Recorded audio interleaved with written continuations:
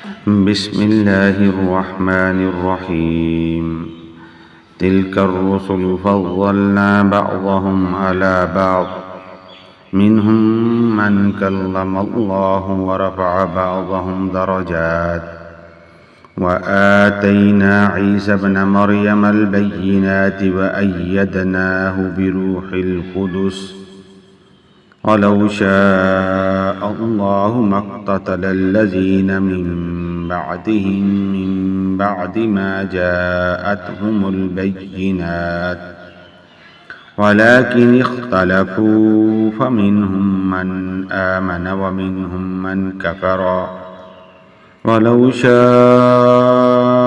الله ما اقتتلوا ولكن الله يفعل ما يريد يا أيها الذين آمنوا أنفقوا مما رزقناكم من قبل أن يأتي يوم لا بيع فيه ولا خلة ولا شفاعة والكافرون هم الظالمون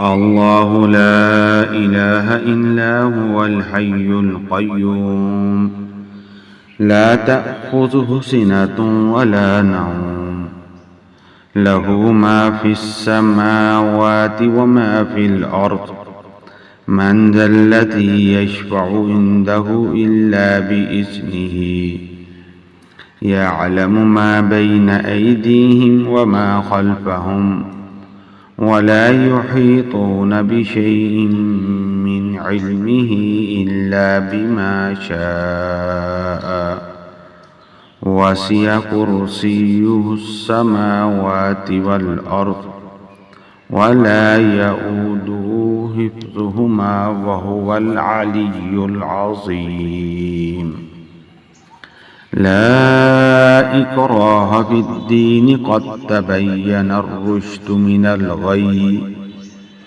ومن يكفر بالطاغوت ويؤمن بالله فقد استمسك بالعروة الوثقى لا انفصام لها والله سمیع علیم۔ یہ سورۃ البقرہ کی آیت نمبر 253 سے 256 کا ترجمہ اور مختصر تفسیر ہے۔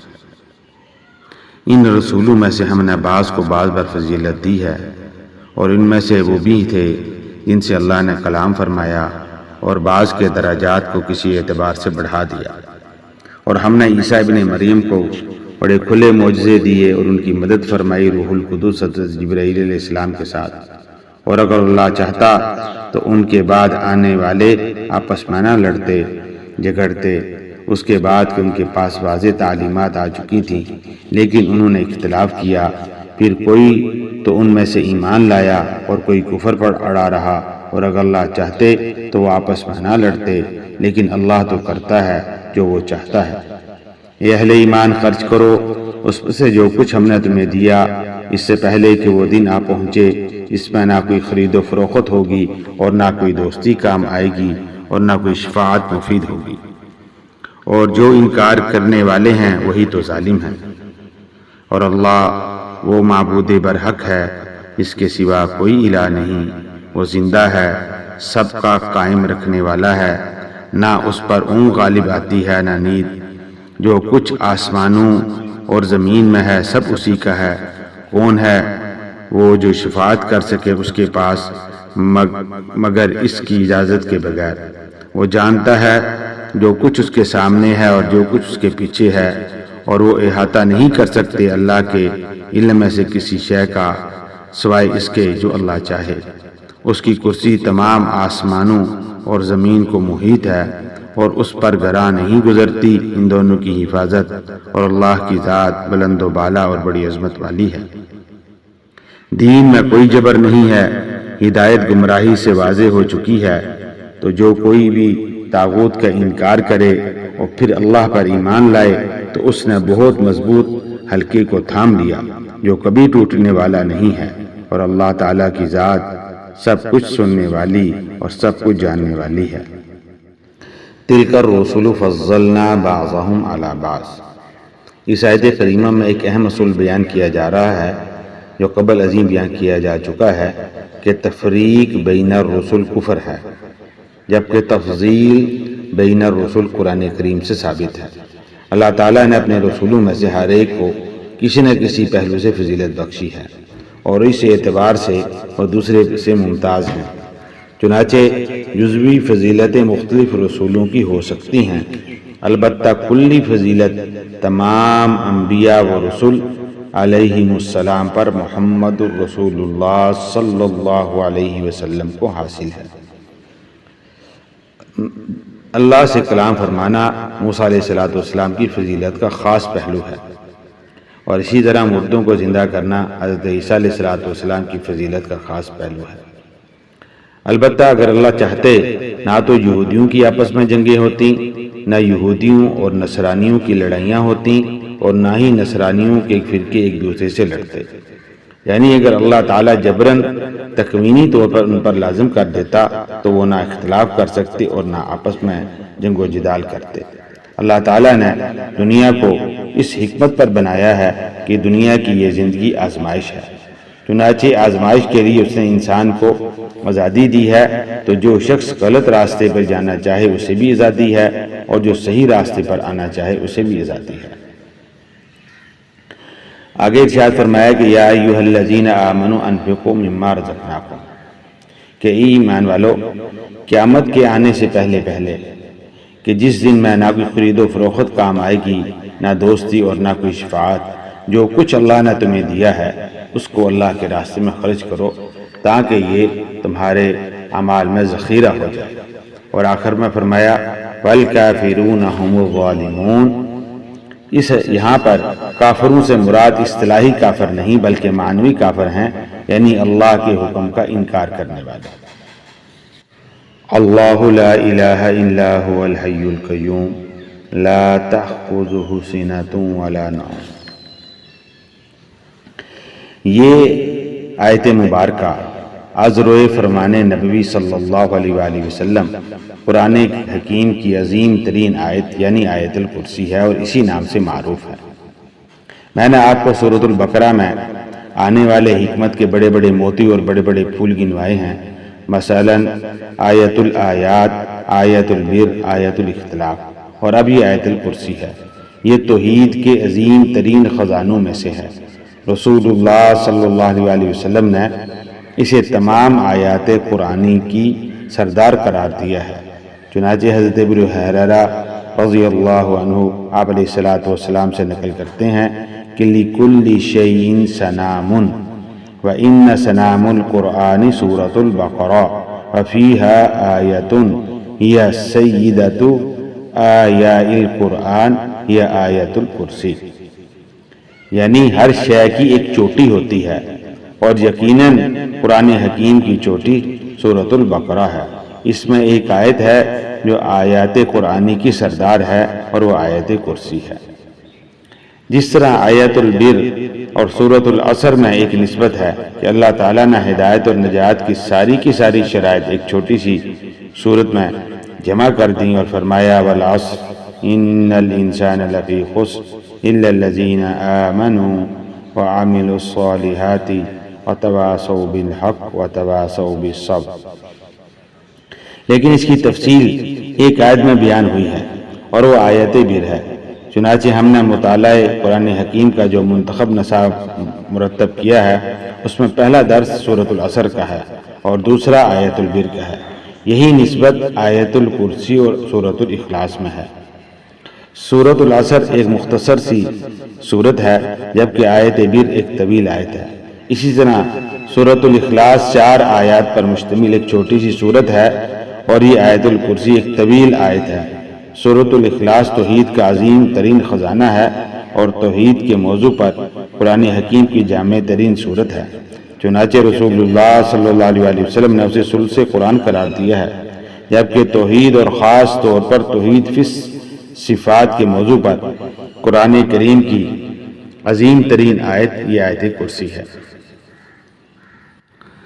اللہ کی ذات از خود بخود زندہ ہے، اس کی زندگی مستعار نہیں ہے، اس کی زندگی ہماری زندگی کی مانند نہیں، یعنی اللہ تعالیٰ کی زندگی حیات مستعار نہیں ہے، وہ کسی کی دی ہوئی نہیں ہے، اس کی زندگی میں کوئی ضعف، کوئی کمزوری اور کوئی احتیاج نہیں ہے، وہ خود اپنی جگہ زندہ با جاوید ہستی ہے اور باقی ہر شے کا وجود اس کے حکم سے قائم ہے، وہ القیوم ہے، اس کے اذن کے بغیر کوئی شے قائم نہیں ہو سکتی۔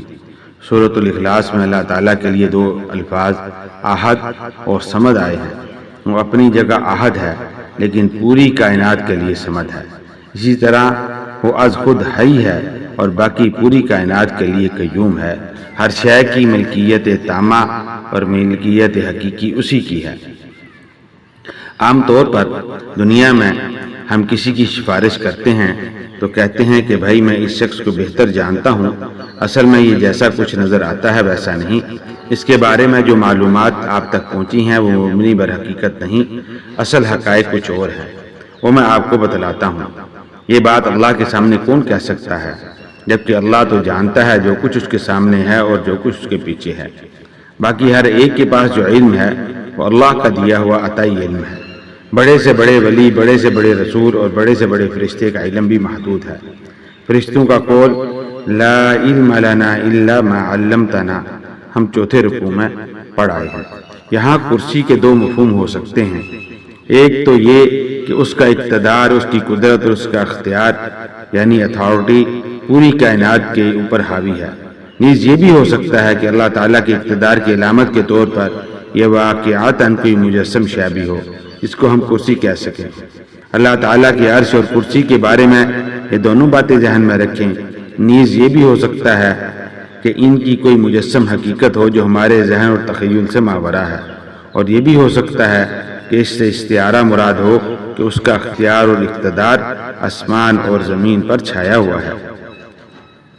آسمانوں اور زمین کی حفاظت اور اس کا تھامنا اس پر ذرا بھی گرا نہیں اور اس سے اس پر کوئی تکان طاری نہیں ہوتی۔ یہ آیت الکرسی ہے جو تمام آیات قرآنی کی سردار اور توحید الہی کا ایک بہت بڑا خزانہ ہے۔ اس کے بعد آنے والی دو آیات بھی حکمت اور فلسفہ دین کے اعتبار سے بڑی عظیم آیات ہیں۔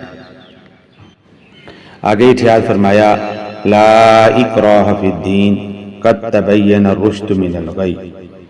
اسلام میں اس بات کی اجازت نہیں کہ کسی کو اسلام قبول کرنے پر مجبور کیا جائے۔ اسلام میں کسی فرد کو جبراً مسلمان بنانا حرام ہے، لیکن اس آیت کا یہ مطلب نکال لینا کہ نظام باطل کو ختم کرنے کے لیے بھی کوئی طاقت استعمال نہیں ہو سکتی، پرلے درجے کی حماقت ہے۔ نظام باطل ظلم پر مبنی ہے اور یہ لوگوں کا استحصال کر رہا ہے، یہ اللہ اور بندوں کے درمیان حجاب اور آڑ بن گیا ہے، لہذا نظام باطل کو طاقت کے ساتھ ختم کرنا مسلمانوں کا فرض ہے۔